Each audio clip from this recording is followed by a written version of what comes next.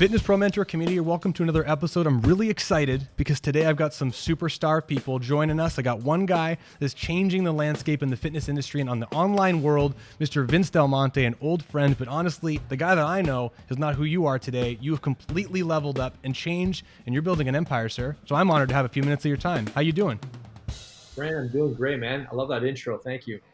Yeah, honestly, man, when I was thinking about doing this podcast and like introducing experts in the industry to other personal trainers, you were at the forefront of my mind because you have literally gone from making $10 an hour to changing your entire world by doing the fitness world online.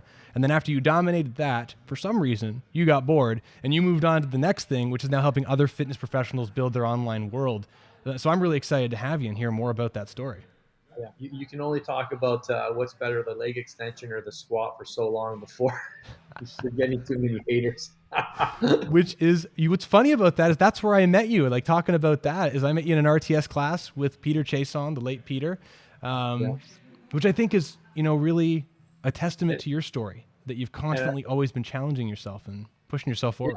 we should even tell them our relationship, where we left off was me hiring you to help me script out a lot of my biomechanics videos, which ended up being some of my most successful YouTube videos when I was able to just, in my way, just dig a little deeper on some subject matter that would have been considered controversial and get people to think about things differently. I realized that in the tail end of when I was exiting fitness, everyone was really stepping up their game, and the audience was becoming much more savvy and much more mature, and they were thirsty for different ideas and ways of thinking about building muscle and the way you move in the gym, etc. So I just realized I needed someone in my corner. Even when someone would challenge me, I'm like, I text you quite a few times, Brandon, go read this comment. How would I respond to that? Because I got stumped. So as I was creating, I was learning, and I learned, earlier on, if you didn't have someone in your corner doing any QA, you could get yourself into trouble pretty quickly. And next thing you know, you got haters, and you're like, shoot, I'm just trying to help people. What did I say? And well, you didn't actually think about what you said there, and that can become a problem because people are watching. Yeah. Well, you entered into, and this is, an interesting part of the story, and I appreciate you even bringing that up because it was such an honor to work with you. Honestly, being in your corner in that way, I learned a lot about business because I learned a lot about how you just conducted yourself and grew things, which was incredible. But you entered into this interesting world where you were battling other YouTube people who were quote unquote science bros. And even if I gave you incredible information that was academically true, you had people with larger or different followings that could say pretty much anything. And it was this battle of nonsensical who's in whose Yeah, corner kind of thing. And it was hard for you to get past that because it wasn't about science. It was about who's yeah. fan of Really, who. you just explained that really well. Yeah, I couldn't say that better. So on that note, if you don't mind me asking, you have an origin story, man. You went from the $10 an hour trainer after $50,000 of education to now helping change lives. Do you mind sharing a little bit of that for people who aren't familiar who you are and your story? Yeah, absolutely. I went to the University of Western Ontario, now Western University. I got an exercise science degree. They call it kinesiology. And my intention was to do what my parents told me, to be a good son and to go to teachers college and be a high school phys ed teacher. And I saw nothing wrong with that. I was actually quite excited to do that. And somehow I missed my cutoff by 1%. I couldn't get into teachers college by 1%. And that's because I was an average student. I struggled. I had tutors all through high school. Um, Even though I lived with some super smart dudes, a few of them who became orthopedic surgeons. My best friend to this day is an orthopedic surgeon. So we were going to the same classes, the same library. He would be getting 97 on a bad day, and I would be getting 63 on a good day. So I always just struggled with school, and then I struggled with even the sport that I committed my whole life to, running. I was a distance runner, and I was a good runner, but I never was a national champion or made national, the Canadian All Star team, etc. So I was a mid packer. So I always had this complex and this belief that I was average and that I was literally always behind. So my story, if you look at my origin story, was really one of a guy that just was trying to be better and trying not to be average and trying not to be somebody who was just okay or mediocre. And this whole personal training world was intriguing to me because no one had done it. And I saw, hey, maybe this is something I can figure out and have some success in. So a big part of my story was trying to figure out my identity. And I found my identity in running, but then I wasn't the best runner. Then I got into personal training, and same kind of thing. I was a decent trainer, but I was like living paycheck to paycheck, and I was like, "There's no path here." I remember my dad asked me, "Vince, are you going to be a personal trainer when you're 35?" And I said, oh, "Is that? I never thought of that. Is that bad?" And he's like, "No one in the family had ever done this." So there was always this story of trying to prove myself and trying to make people believe, because I was always going in these directions that no one had really gone in.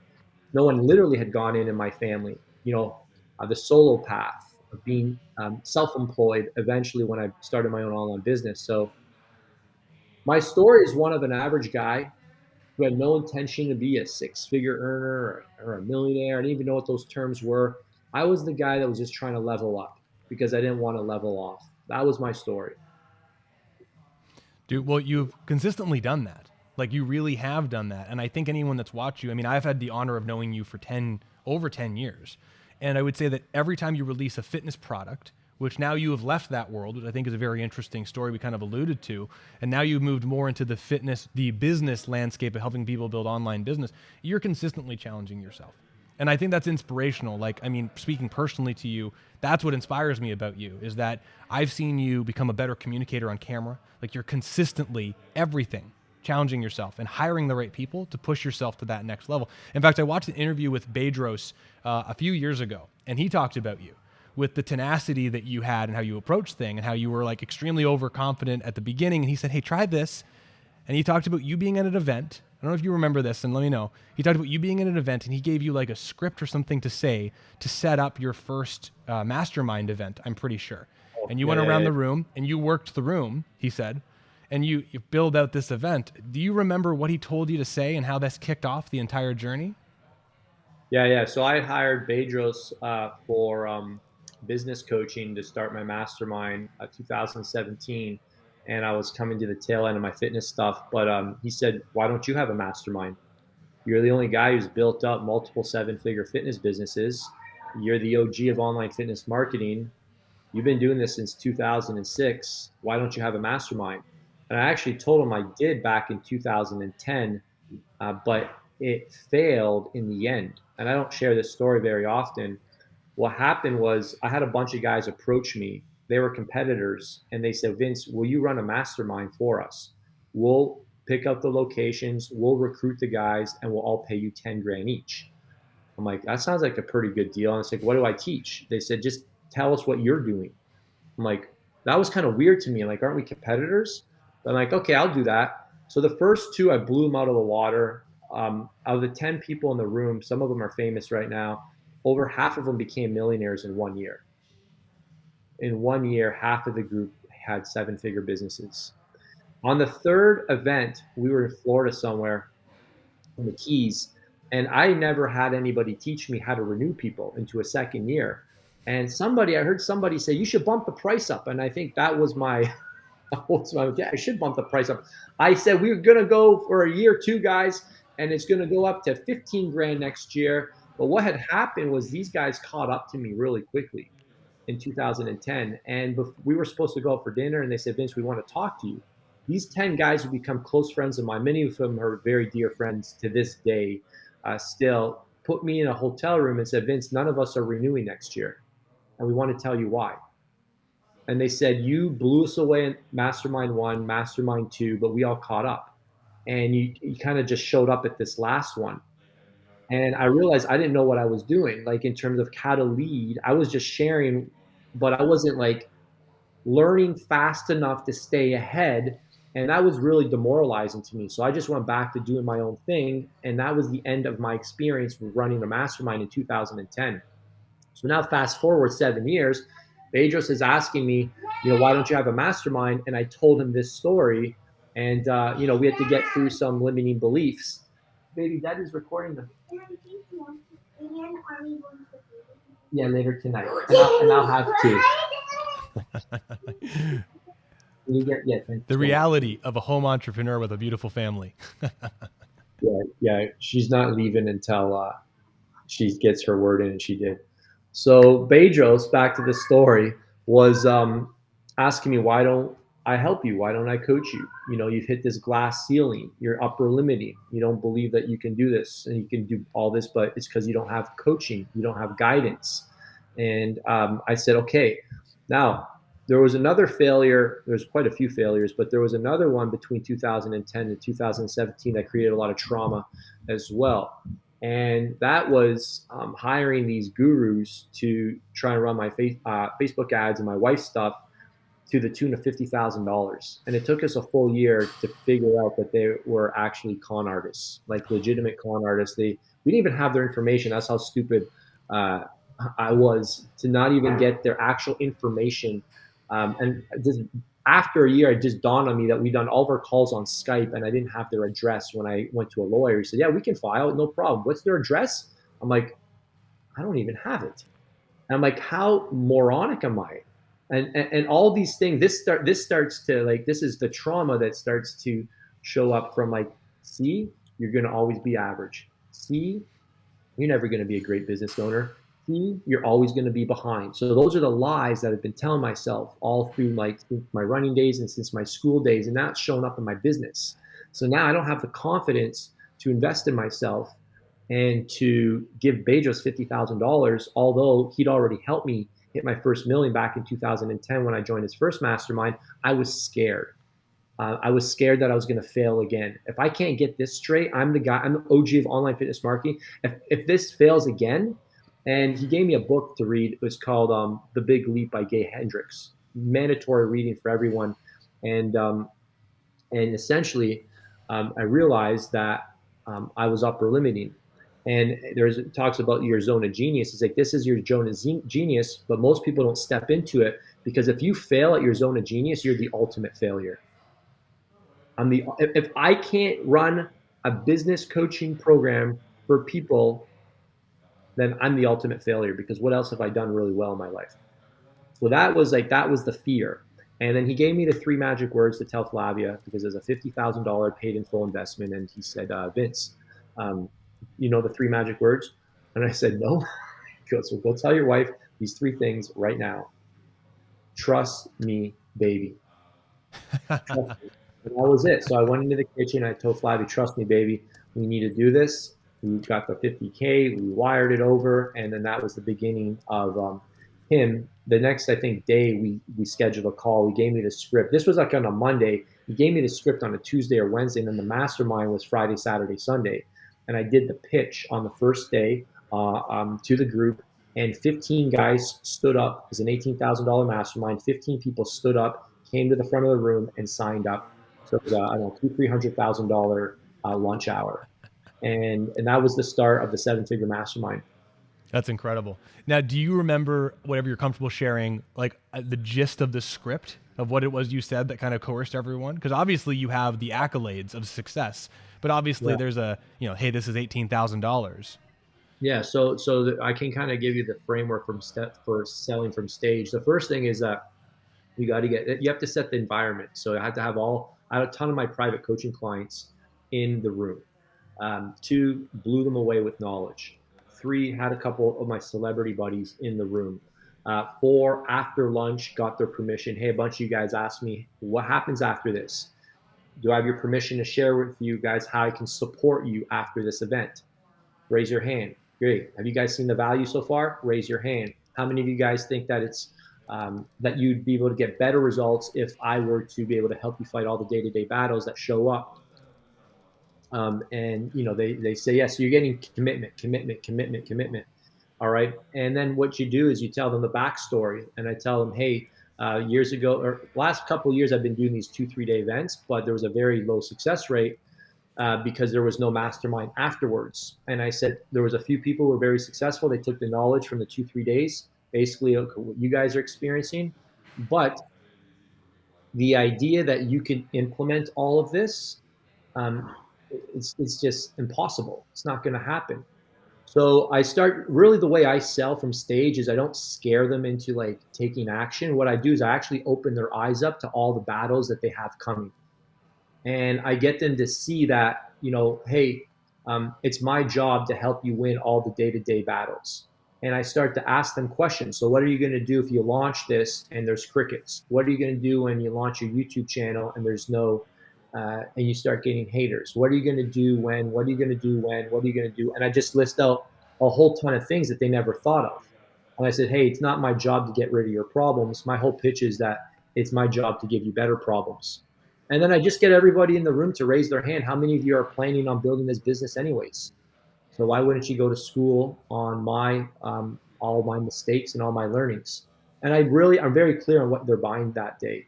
They're buying knowledge, relationships, speed, and accountability. So, the biggest thing, and I just tell them, listen, the biggest thing when you're selling from stage is to take it away from people and let them know, like, this is likely not for you. And the truth is it's not, because I tell them entrepreneurship is lonely, it's scary, it's risky. Most people don't understand you. You carry a lot of pressure. It's not what you think. You probably don't want to do this. And that's the truth. That is the God's honest truth about entrepreneurship. It's probably not for you. And I let them know that most people can't cut this because they're posers.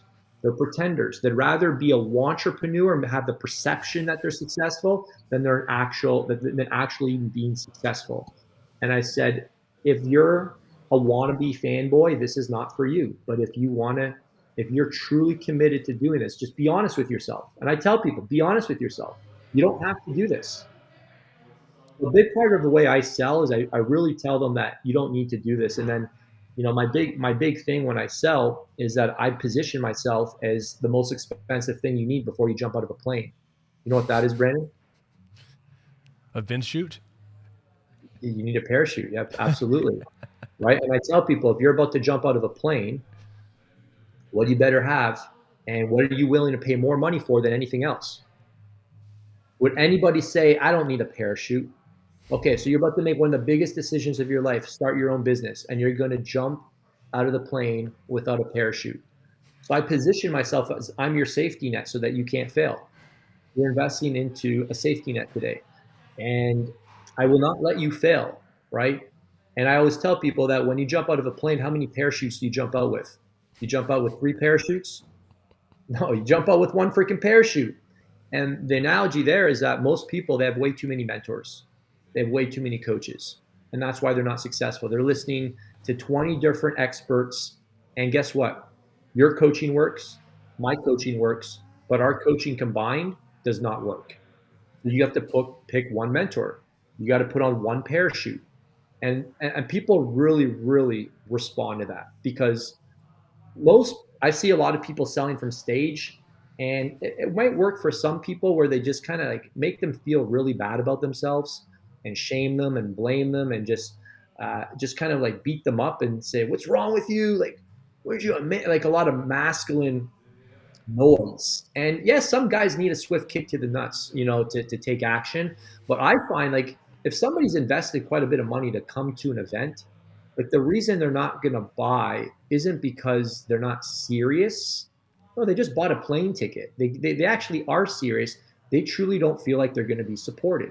And especially now in the day and age where we live in, there's so many jokers out there that people have likely been burned quite a few times. And we survey people on, why they don't buy and why they did buy. And the number one thing that we hear from people in our world is that they've been burned before and they're afraid that they're going to get burned again. So if you can service people and you're confident in your ability to serve, then you can make a great promise and you're going to have a great business. And that's why I push really hard on it, because I know they're going to get served because of the community we have, the deliverables, the track record. So I just let them know, like, hey, you got to be the most unlucky person in the world not to succeed. And unless you're not going to fully utilize the program and not take action, this isn't going to work. And the last thing I do that I'm really, really, that I've learned is you really have to you have to set expectations. And I tell people the biggest mistake they make is that your expectations are way too big in the short term, they're way too small in the long term. So building a seven-figure business is a 4-year journey minimum.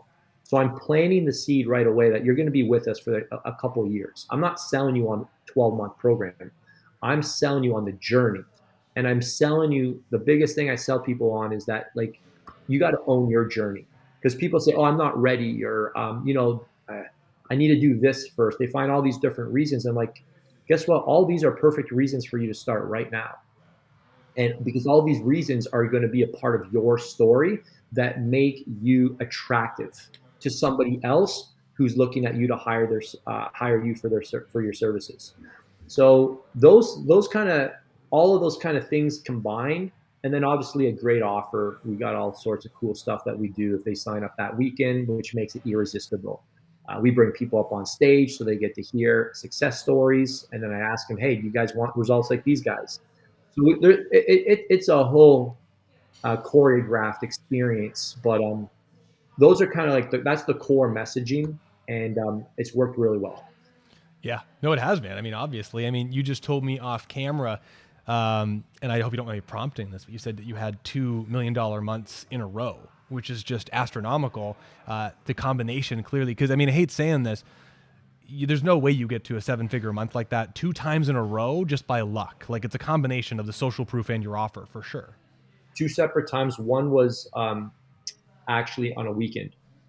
So they weren't back to back months. One was from all of the revenue that came in from our recent event, which was an accumulation of two different coaching programs, ticket sales, as well as recordings of the event, as well as virtual tickets for the event, sponsors. It was a whole list of, there's 10 different things that led to that, which was a really, really cool experience because I'm like, maybe I should just stop doing everything I'm doing and just do events because this one event, how, and I just started thinking like, imagine I just stopped all the lead generation I was doing and I just promoted an event.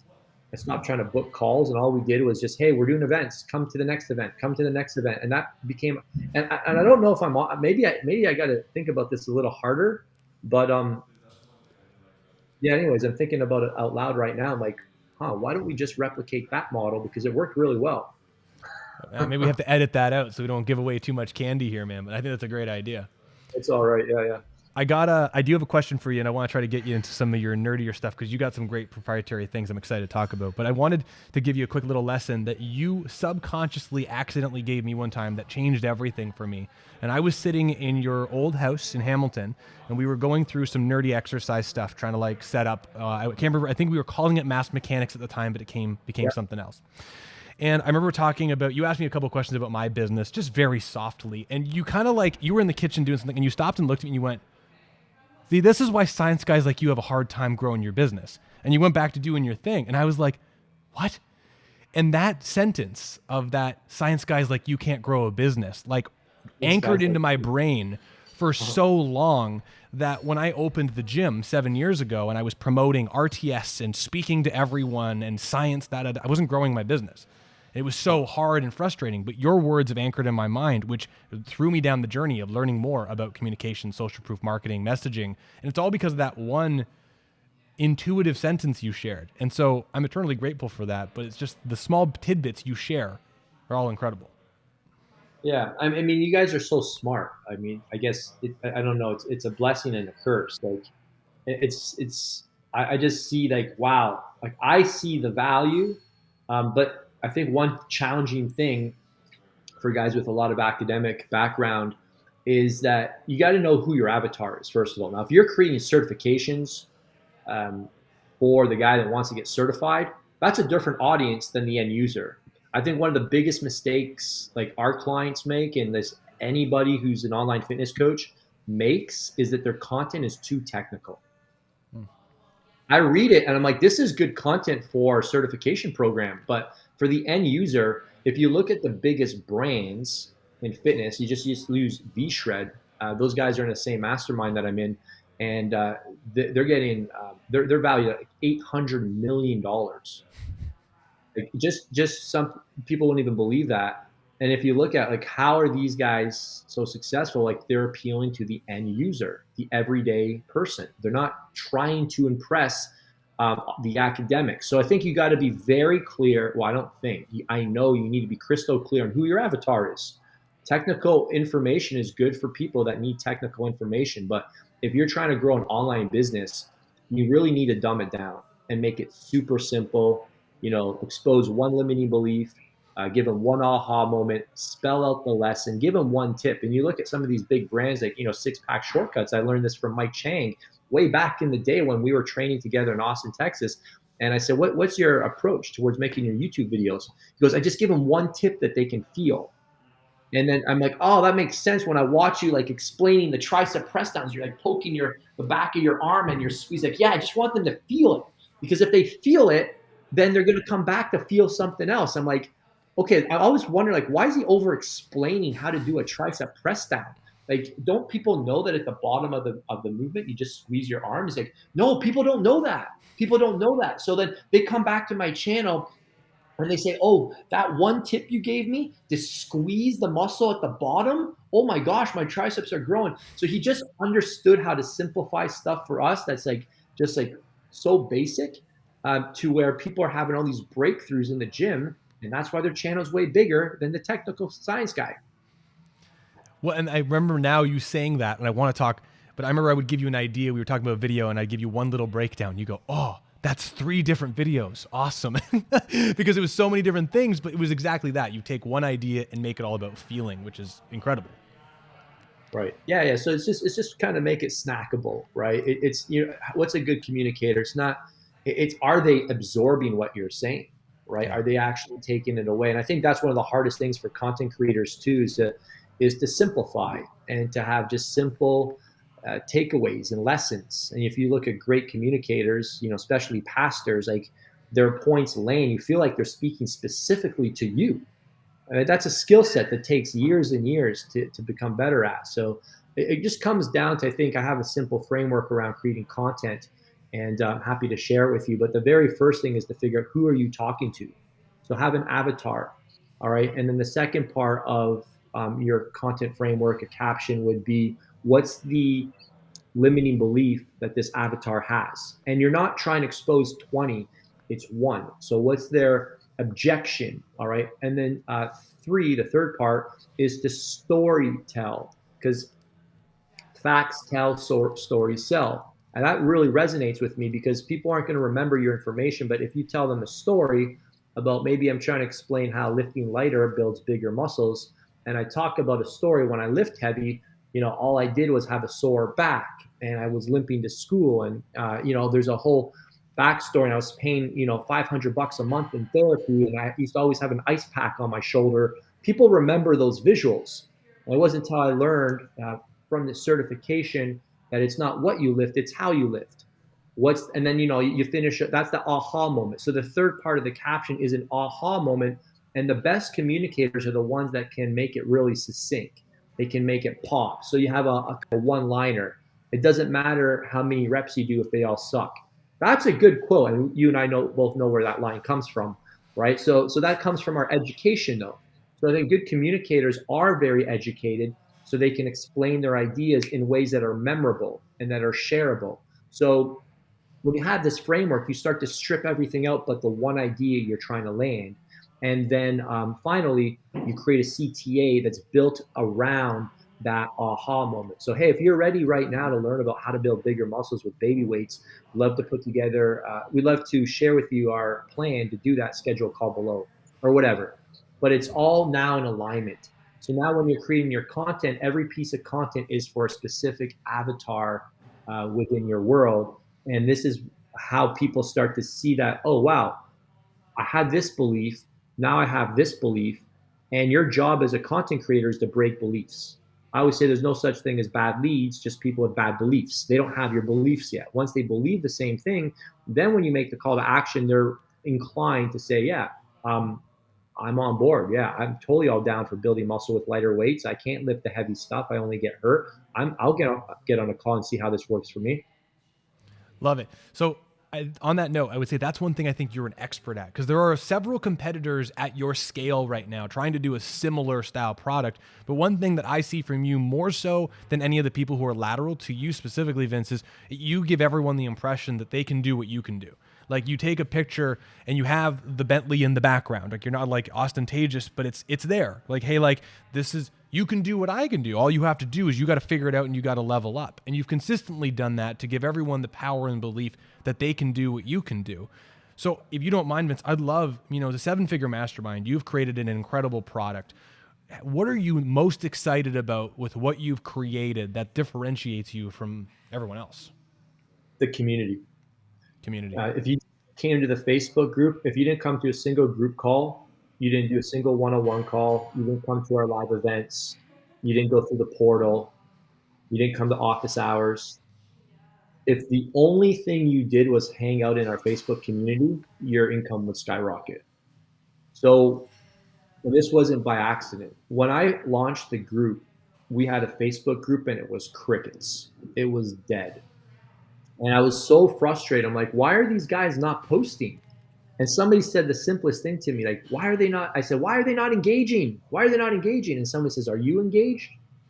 I'm like, no, I was not posting at all. So someone gave me the idea is, why don't you just start giving away what's working in your business every single day and get really far ahead of them and just start to inspire them by taking action. So I just started putting up this thing we call gives. And I would just give, hey guys, here's a little screen share of a post that I just did. This one just crushed it. Or hey guys, this video here is going viral right now. Look how I did the title. Look how I did the thumbnail. Hey guys, this series right now is blowing up. Look how we built it around this like enemy that we're attacking. What's your enemy? So I just started giving really tactical advice, and all of a sudden, people started engaging. And the next thing you know, other guys started posting gives. So in our Facebook group, we probably get at least 5 to 10 good quality gives every single day, where guys are like literally coaching the entire community. So I think what we have is that's because we always ask, we do testimonial videos and we ask them, what was the number one thing that you got from this program that you did not expect? That's a good question, by the way, when you're doing interviews. I hope everyone caught that. And because then you'll find out like what people really like about your program. Everybody says the community. And then the big thing about our community is we have the big guys always giving as well. It's not like just the beginners. And what I do privately is I'll private message a big guy who sends me a private message, and he just did a 450K a month. And I'm like, hey, bro, can you go back in the group and share your top 3 lessons for the rest of the group? So I am teaching my students to be go-givers. All right. This group is not for you to come take. This group is for you to make better. So I position the whole masterminders around like it's your job to make this place a better place. If you don't give to this community, you're letting us all down. That's not typically something you hear somebody say to somebody who just paid you a lot of money. But that's the culture that we have.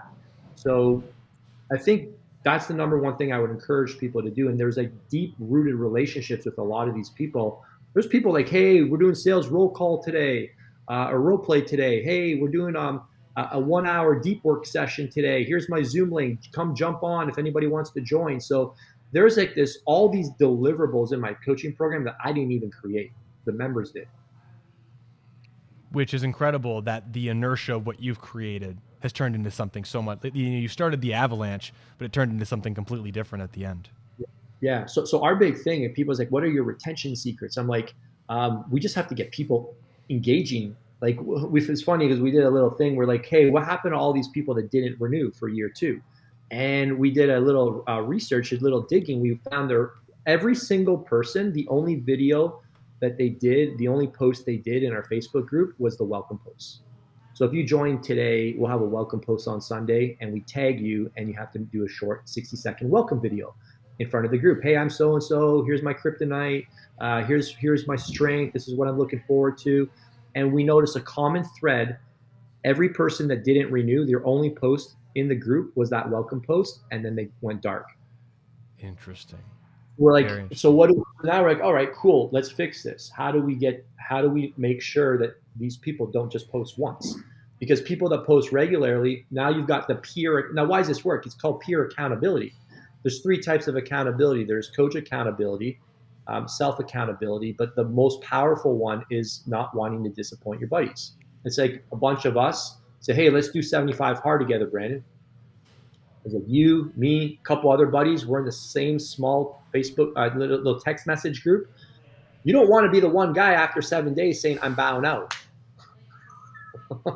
And because they're in front of their peers, the pressure to step up, it has a different, like a really positive influence.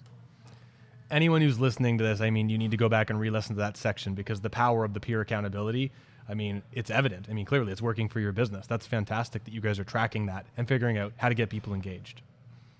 Yeah, absolutely.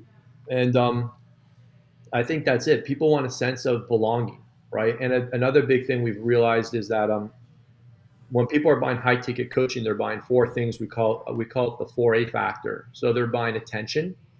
So they want attention. They want it. So when they're doing a win, they want people to know that they're winning. If they're giving, they want to be known as a go-giver, right? They want to be seen. Hey, look, I'm valuable, and it's just not about how much I make.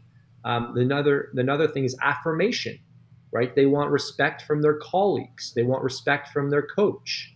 Another thing they want is access, right? So our big dogs, they're engaging with the new people, which is pretty cool. Like, I didn't think Frank would be in the group posting. Like, Frank posts more than everybody. Frank's our top guy.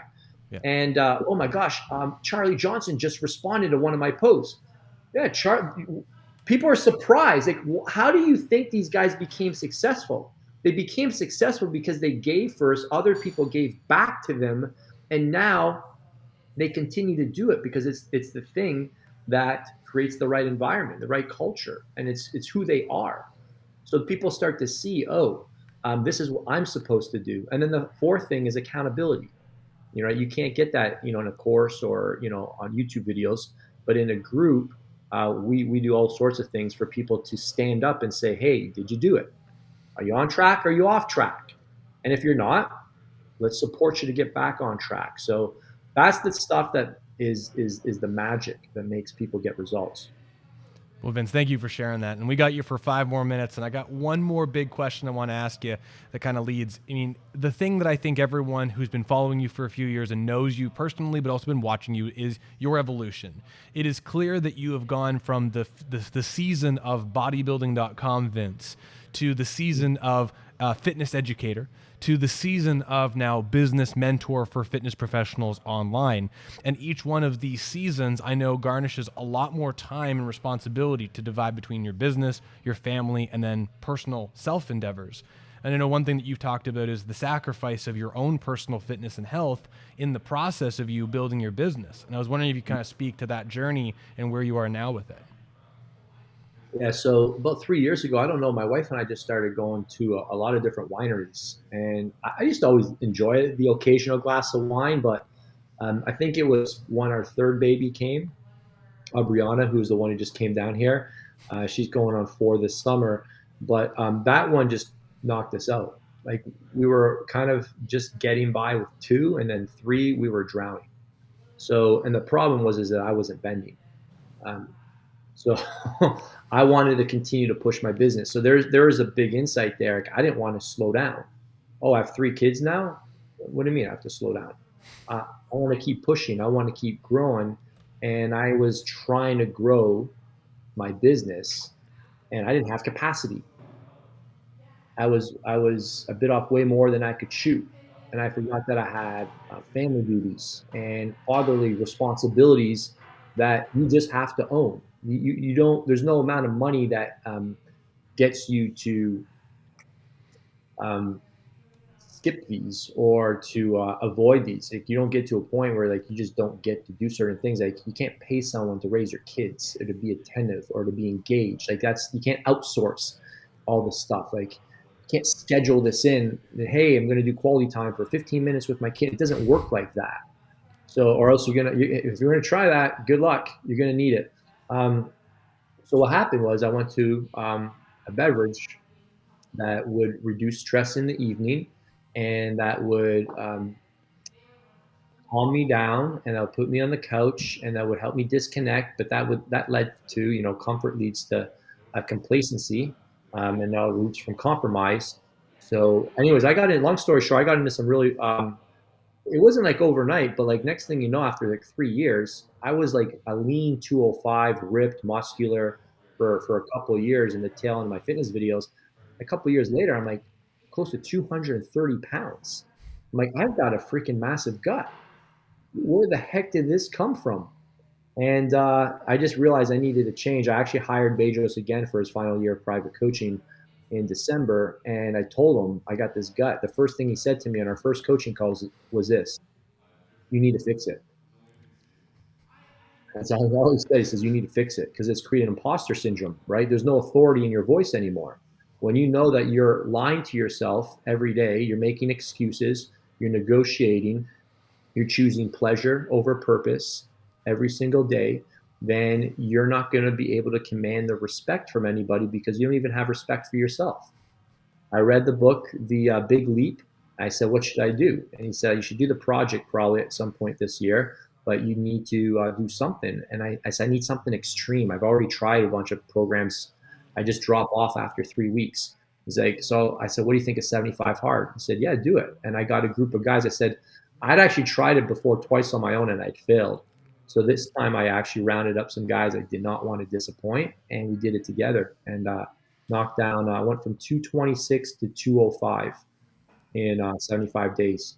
150 workouts, no alcohol, no treats, 10 pages of reading a day, 4 liters of water a day, and the progress picture every day.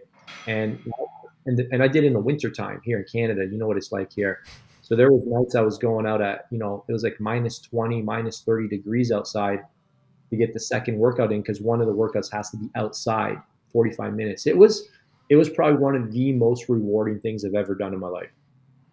It's amazing. And if you don't mind me asking, how do you plan to maintain this juggle between your business's growth and now staying healthy? Yeah, so I have me and my brother launched a new program. It's kind of um, my way back into fitness. It's called Men of Bedrock. It's really neat. So we're helping. It's a 12-month program, but it's kind of our version of 75 hard. So there's 11 rocks that we help men put in their life over the course of the year. And in the first phase, we call it the first peak because there's 3 peaks. It depends how high you want to climb on the mountain. The first peak focuses on foundations, which is your body, your nutrition, and then owning the night, the 30 to 60 minutes before you go to bed, and stacking wins in the first 30 minutes of the day. So I have a couple things that I commit to each week. One is 70,000 steps because that walking really helped me stay lean. So 70,000 steps a week. My morning routine's built around quiet time. I take a progress photo. I start with 2 liters of water, and then I send 3 gratitude texts. Now that's the first 30 minutes of the day, and I have a set wake up alarm. And this is crucial. Regardless, Monday to Saturday, it goes off at the same time, no matter how late you get up. And the whole thing is to get your head out of bed within 1 to 2 minutes max. So to not negotiate with the pillow and to keep that commitment to yourself. It doesn't matter if it's 4:30 or 5:30. What's important is that whatever time you say you're going to wake up at, you wake up at, or else you're already starting the day hitting the L domino instead of hitting the W domino. So we found that when you can control your evening and we have a shutdown time, no phone zone for the last hour of the day, Nice. no phone zone, then you have to get your workout clothes ready for the next morning. And Adrian, my brother, he wrote a full blown journal. And then you journal at the end of the day. It's really light, just like thoughts from the day. And you write down 3 wins from the day. And then you project 3 wins you're going to have tomorrow. And that's how you wrap up the day. And then you just disconnect from work the final hour. And this evening time and morning time thing, like we did a little cohort. We got 25 guys in the group right now. Like they're all like, holy crap, this is like literally after 1 week. Like people are starting to see like this is harder than I thought, but this is what I want to get control over. And if you can control those 2 areas of the day, then you're going to set the tone for the rest of your day, your workout, your steps, your nutrition. And I'm following the Men of Bedrock protocol right now. That's awesome. To answer Vince, your question, yeah. that's awesome. Listen, Vince, we got to put a pin in it today. I want to say one last thing, and I have one tiny quick question for you. I'm eternally grateful for our relationship. I am sad for your success only because you're so busy and now moving away that we can't hang out, work out together. And I do miss that stuff. But I'm excited for you because you completely changed your life and you're changing the lives of so many people. It's incredible. So thank you for your contribution. And my question to you, my last 1 minute question, you are the master of sound biting things and getting things organized into concise little packages. If you were going to give a bunch of trainers a quick sound bite to try and help their career right now, today, what is the first thing that comes to your mind?